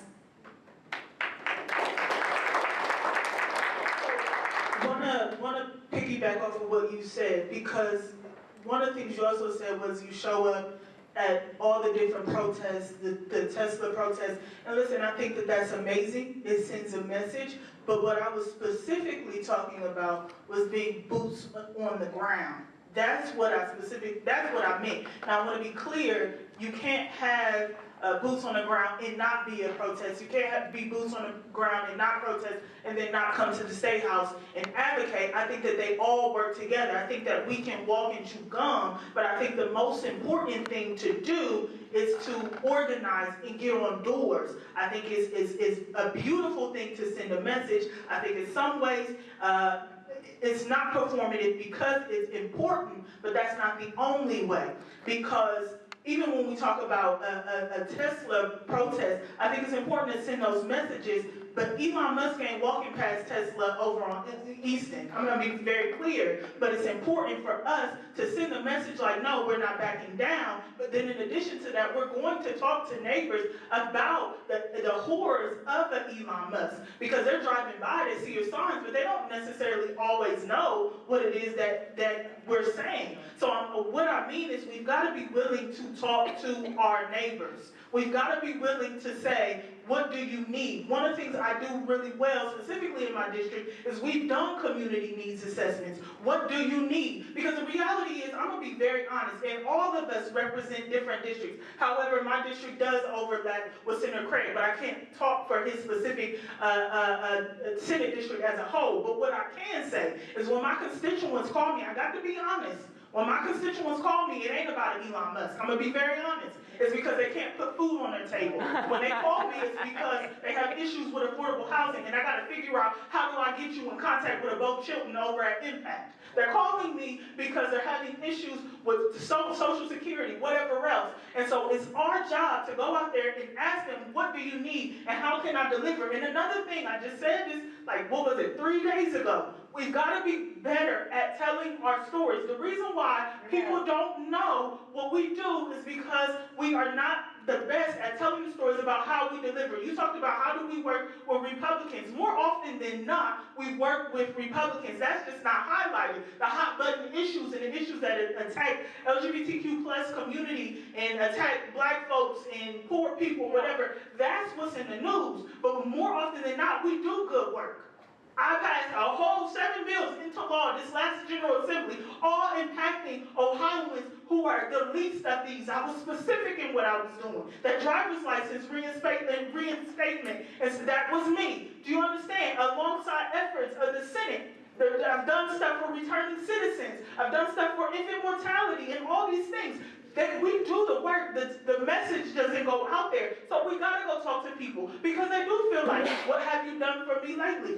Can you give me something I can feel? Because now I ain't too happy to get out and knock for you, or even happy to answer my door for you unless they know what we're doing. So I believe protesting, I believe showing up to the State House is important, but we have got to be boots on the ground. That's number one. We've got to talk to our constituents, and I'm going to say this through and through. We got to be willing to go to other neighborhoods other than the ones we live in and get people out to vote. That's got to be our commitment. Otherwise, we're not going to change the state.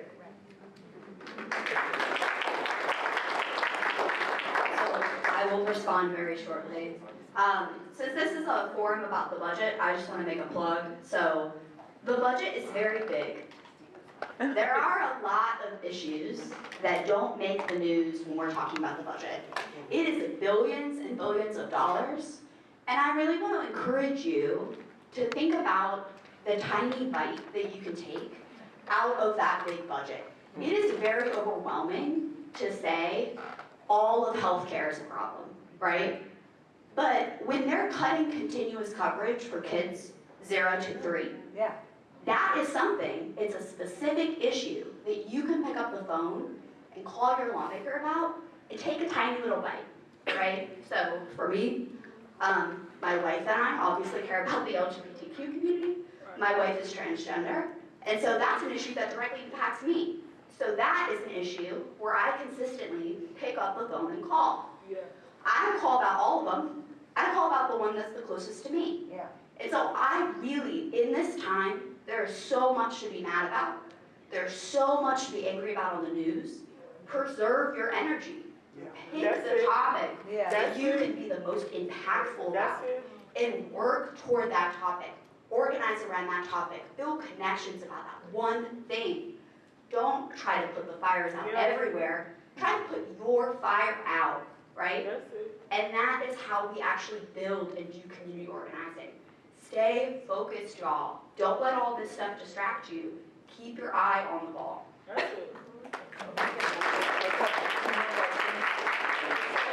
more questions. I think Senator Craig wanted to say something, and then I've got 2 more questions. Let me say something. Ma'am, I appreciate you raising that question. And everything that my colleagues have said is absolutely true, and I support it unequivocally. But you raise a good question, because somebody that just got elected to be governor out of the Republican Party came out unanimously, well, not unanimous, but close to unanimously, last week. So much so that one of the candidates decided to not even run. And there's going to be a point, because I'm talking to a lot of young men and other folks wondering what is the Democratic Party going to do? That's a fair question. And at some point, and we all got to do, and you're right, because what you're doing is materially and absolutely critical. But there will be a point we're going to find about how we're going to unify, because these are political realities. Lots of folk left the Democratic Party. Why? We've got to ask those questions, and they've got to be real. And so serving families and children, making sure that all of our families and children are served, and not from the very top, but being able to communicate when somebody calls the office. How can I get a yard sign? Somebody better be there to tell them. And we got to figure out a way to make sure that we can communicate with folk. I was at the barbershop this morning. On a lot of these issues we're talking about in isolation. Does that touch me? Does that touch my family? Does anybody really care? Or is it just about folk talking? These are real issues, real concerns, and folk that go to work every day providing for their children. They're not, with some of us, we're out there, we're protesters. But they're not doing that. But they do care about their families and their children. How can we say to them, you matter. Your concerns are our concerns. This guy is talking about, one of them talking, well, let's get rid of property taxes and income taxes. I don't have anybody calling my office talking about reducing income taxes, but I have a whole lot of them talking about property taxes. I better be able to hear them and understand them. And so at some point, the party's going to have to decide, as we're doing the work, what it is that we stand for. Now, we say Big Ten. What does that mean? I think you're right. We got to draw all communities together. Those folks that were walking in Montgomery, Alabama, they were different, a lot of them. But they were walking together. We better figure out a way to walk together, because this is real. And it is complicated, and it's going to hurt a lot of people, a lot of our families and our children, a lot of our seniors. And it's not to scare you, because we shouldn't be. I'm a person of faith, so we're undergirded, believing that hope and goodness will overcome. And I tell people, keep that. Because that arc of the moral universe is real. But it bends towards justice, but it does not bend by itself. Yes. It's going to require all of us. So you raise a good question. At some point, we're going to have to work together and unify together as brothers and sisters, because we got a battle, but we will win this battle. I believe that. It's going to be hard, it's going to be tough, because with elections matter and what has happened to allow somebody to get in. I was somewhere at an African-American church. And I was in there, and to hear, because some of those folks would vote for Trump. And it bothered me so much. But what they were saying, well, we're going to follow the law. I said, slavery was a law. Yeah. 2/3 of a person was a law. And if I got one felony against me, let's be real, I could not be serving in office right now. One. Yeah. Even the mention of one. Right. So how did he get in office? Yeah.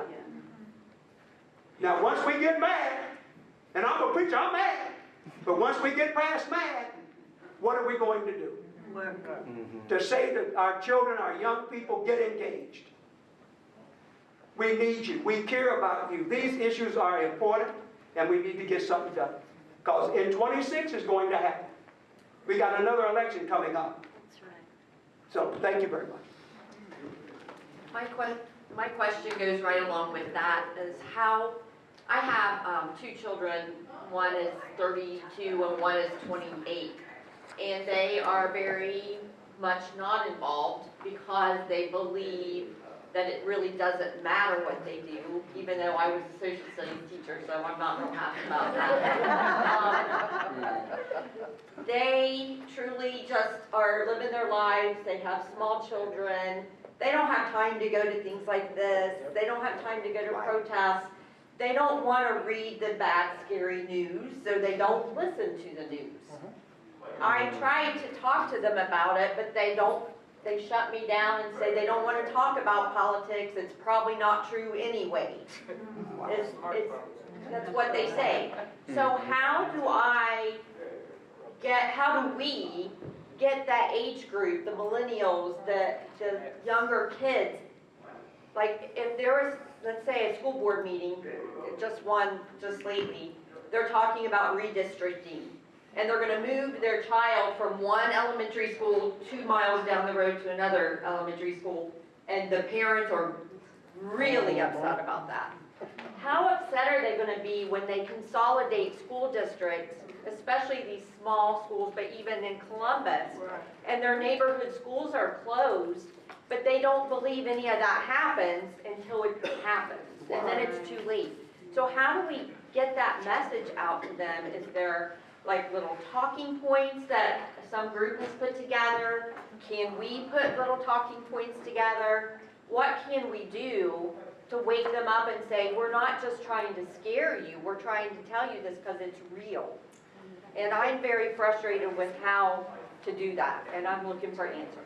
So, I'll go real quick and then pass it down that way. Talking with church groups and things where, especially kind of our middle class, historically white churches, you don't talk politics. And I will say that I have many pastors who are like, I think this might be one of the last places where blue and red are sitting next to each other, and because they refuse to talk about, politics, but then they refuse to talk about the local school district. They won't talk about the sports team at the school because everything has been politicized in this harsh left-right, red-blue dynamic. So what I've been encouraging people to do on that question, how do we re-engage people who they know what's going on and they're disengaging because they feel helpless. And I think a lot of us feel helpless, as we see all of these bad things happening in our world. And I think the first step, is, some call it deep organizing. I call it just asking and listening to the fears and anxieties of other people. And then when you hear where people are struggling, I got 2 kids, one's non-binary, the other's, got, some learning barrier issues.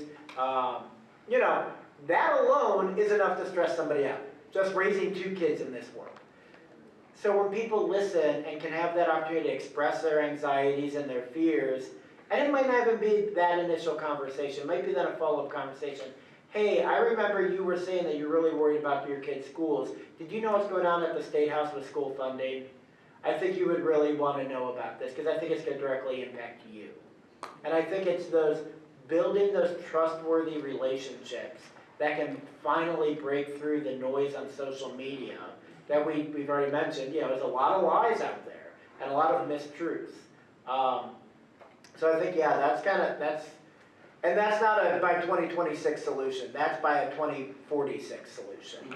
But I think we're in a position where we got to be looking, yes, short term, but also how do we reshape the political and social dynamic of our culture, where for how many decades now have we been told, don't talk about economics, don't talk about politics with people.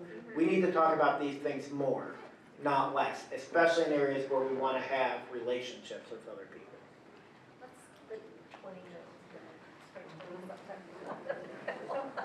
Hello. So I'm 27, so I'm about the age that you're talking about. So first thing, y'all, it's really tough out here. Like, I'm a grad student. I work at a nonprofit. Rent is going up, groceries are going up. And I remember when I first got into politics and policy, and I feel like I just kept telling people that, and they just kept coming to me with responses like, well, it's always been hard. Like, it's always been hard, you know? But not this hard, not like this. And so I think that there's a lot of big feelings about that for my generation, of feeling like people aren't actually listening to your needs. Like, one of the things that I know gets people in my generation really worked up is like the fact that there are billionaires, right, flying around on private jets, while the rest of us are really struggling to make it work, right?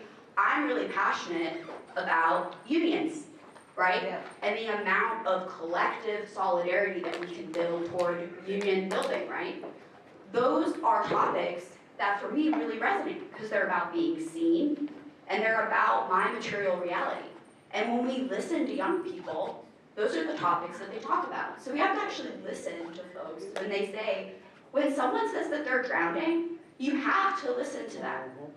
Because they know that they're drowning, right? I think the other thing for me, so my bioethics graduate thesis is on conspiracy theories and medical disinformation. So I've been relating to a lot of what people say.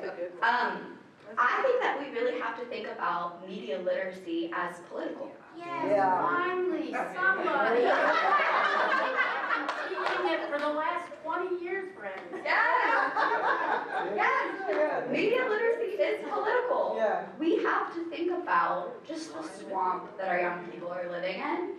And first of all, you know, I always say when it comes to conspiracy theories, people aren't crazy. They're feeling a pain. They're experiencing something that's hurting them. And they're reacting to it with the information that they have at the time. Now, that might not be good information, but it's information, and it's a topic that's important to them. And rather than just throwing out that pain, we need to listen to it. It's really easy to understand why anti-vaccine disinformation is overflowing in this country when you think about the way that Ohioans were hurt by the opioid epidemic and pharmaceutical companies. There's a pain there, and it's real. But we have to teach people how to discern between what is causing their pain, which is something that we're not very good at. So I personally think that media literacy is like the sleeper of all of this, that we have to be paying more attention to. Because if you're swimming around in it without that knowledge and discernment, it's going to be really difficult to actually be engaged. I don't have anything else to add, because I want to get to another question. But I love that we have this current former teacher, who's like having her moment here. So it's like you're the star student too. We had one comment, one question. Can we have your comment quick? Very We'll quick. get to the Very quick. I have a talking point for you, ma'am.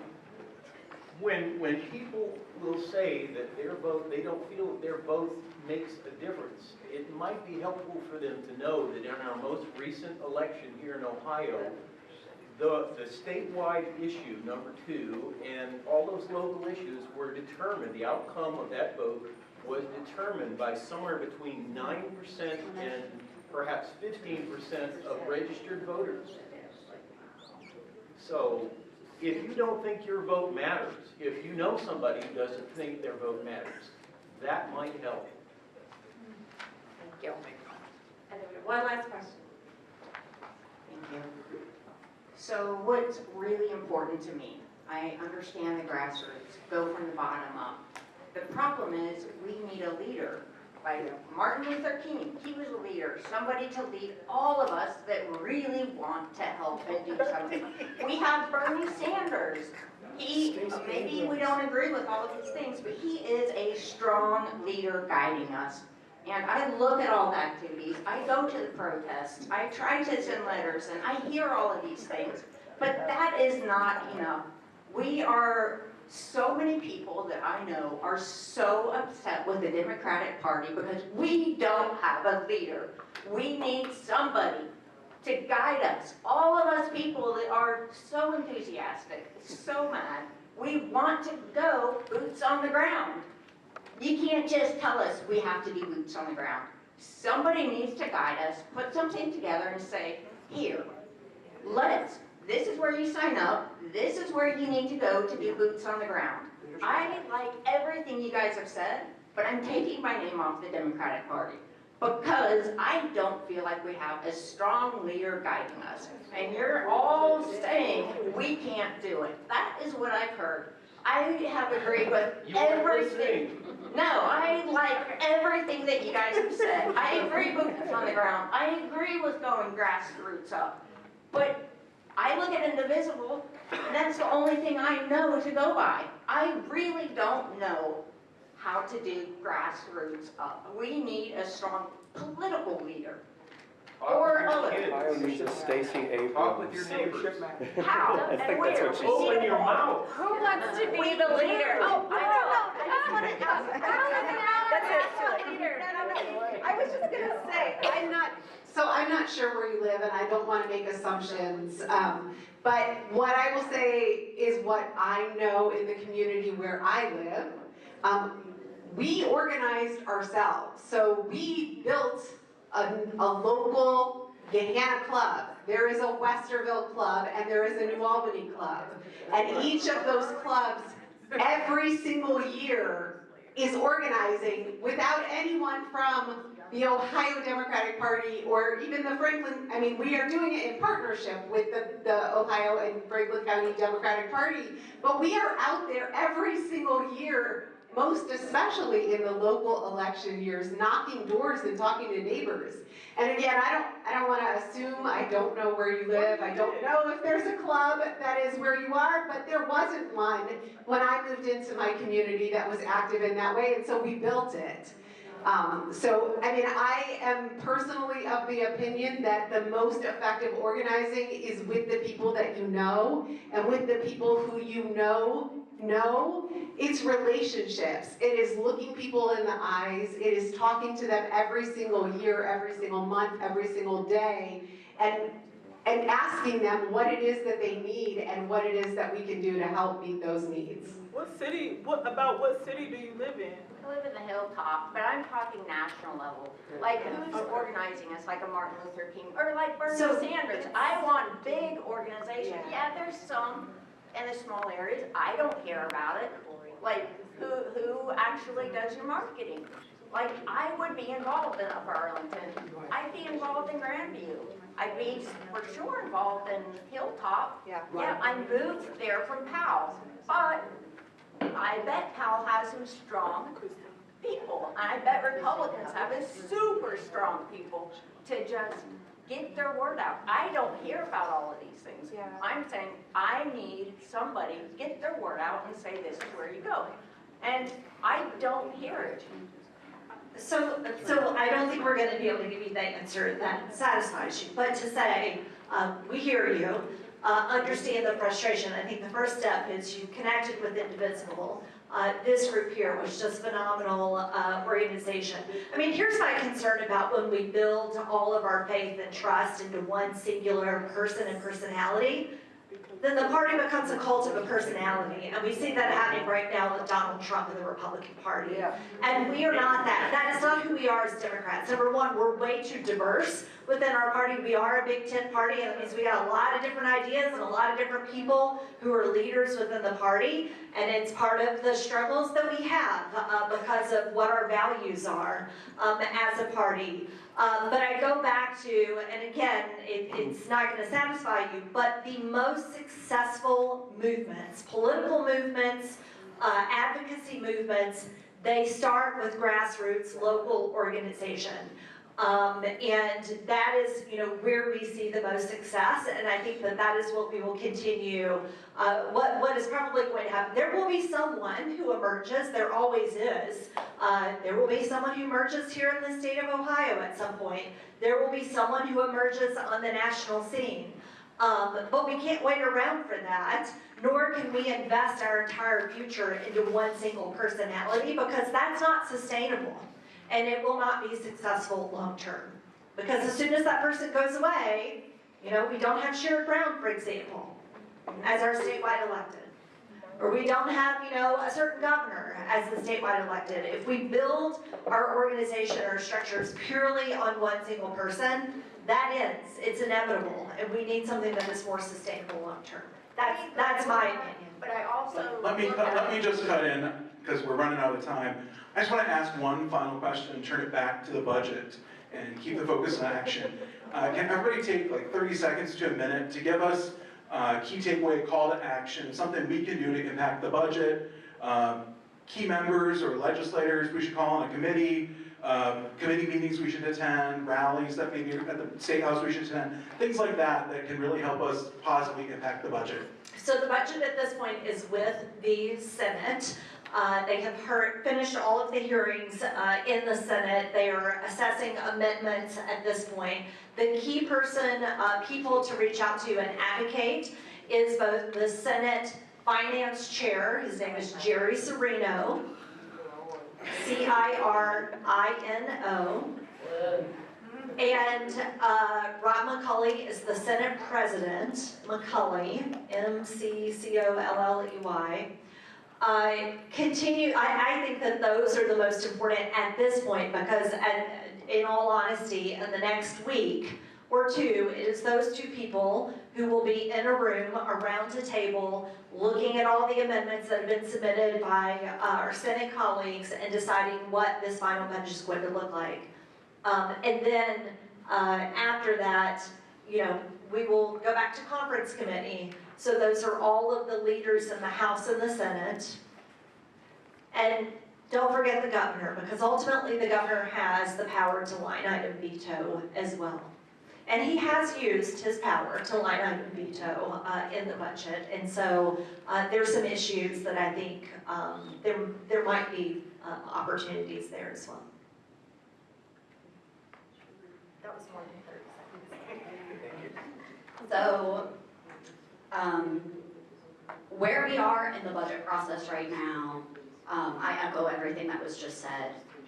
Like I said before, I think it's important, explore the organizations that are available to you. A lot of these issues have organizations that have huge lists of action alerts out right now. So if you're a social worker, the National Association of Social Work has a ton of stuff for you. There's the ACLU of Ohio, there's Equality Ohio, Policy Matters Ohio cares a lot about education, there's Honesty for Ohio Education. All of these organizations have huge topic-based lists of things that you can do. I recommend seeking those out in the issue area that you're the most passionate about. Ohio Environmental Council, right? Lots of sustainability issues. And so that might be a way for you to make a targeted change with an organization that really needs your support. So that's my piece of advice. I'm going to be short. One of the things that the Speaker of the House tried to do was get 60 votes for the budget. If that had happened, it would have been veto-proof. The governor would not have been able to do any type of line item vetoes. And there were Republicans who didn't vote for the budget. There were Republicans who voted no. Our entire caucus voted no. So currently it's not veto proof. So as the Senate, call the Senate, but more importantly, start calling the governor's office too. Because there are going to be things that he didn't want that are in this budget. So that is another place that you all have the power of calling and speaking on the budget, because it is a heartful budget. Ditto. I won't repeat anything that's already been said, but in addition to all those things, if you're not connected, if you live in an area that has a local club, connect with your local club. There are lots of action things that you can do every single year, all year long. The other thing that I want to say is that we live in I assume all of you live in central Ohio, for the most part. The other thing I would encourage you to do is to please reach out to anyone who you know who lives elsewhere in Ohio. We all live in our bubbles, and we all have relationships outside of those bubbles. Sometimes those conversations aren't comfortable, but they're really important. So I would encourage you to reach out to people that you know outside of central Ohio and share the things that you know how to do so that they feel comfortable doing them also. Yeah, and we have a rally coming up on June 17th, 12 to 1 down at the State House, talking about the child tax credit that we didn't even talk about tonight, that the governor had proposed, and many other health and human service issues around food security, housing security, and other things. So definitely encourage folks, had a flyer on that. And to definitely echo, the get people from around the state, when you send in those form emails that we all put out, edit the subject line, edit the text of the email, absolutely edit it. They are throwing them out if they realize they are just getting a form letter sent in. So edit the information. You should be able to, in most form letters that advocacy groups are putting out, edit the content. Honesty for Ohio Education had 3 flyers out on the table that have QR codes that you can scan, and it'll take you specifically to places where you can take action. Also, we can help connect you to groups in the state in your area. If you reach out to us, we're happy to do that. Can I ask a quick question real quick? Is there a website to go to find consolidated information like that where I could print it off to educate myself on a particular issue?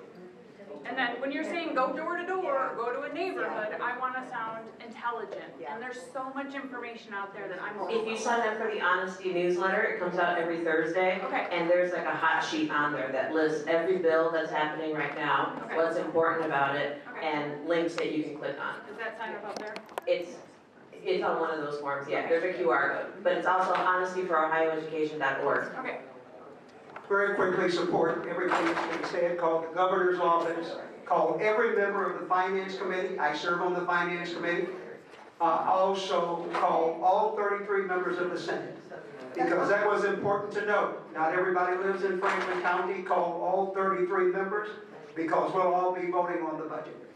And I certainly want to appreciate Indivisible and the tremendous opportunity for us to be here today, to be with you.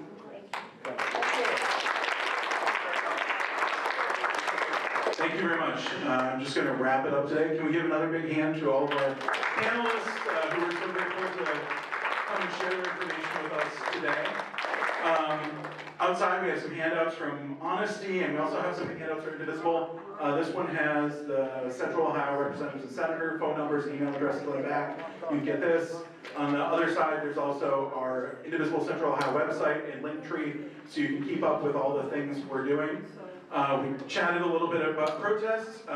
We have a protest happening in about 29 minutes out at the Eastern Tesla, so we hope some of you can join us out there. We also have other things happening. We have weekly protests outside the federal building for Bernie Moreno. We have twice a month protests. Next one's the 27th outside Kerry's office. These are happening because our members of Congress and senators are inaccessible and they're not meeting with people. And so we are having actions outside and trying to get them to recognize that we're there. Also, right now we're having drive time rallies and protests every Tuesday.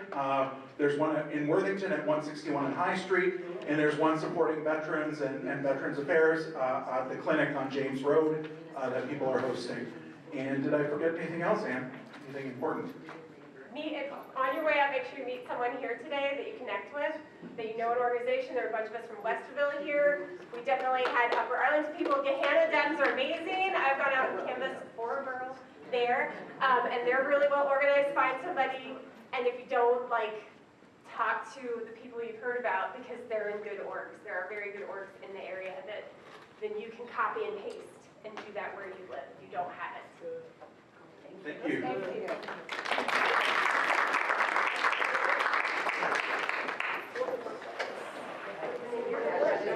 Your teacher. Hi. Good to see you too. How are your kids doing? You have one in college, right? Two in college. My oldest just turned 20. Wow. You too, and I appreciate so much everything you're doing. I love your little videos that you do, because those are the kinds of things I can send on, because they're short and sweet.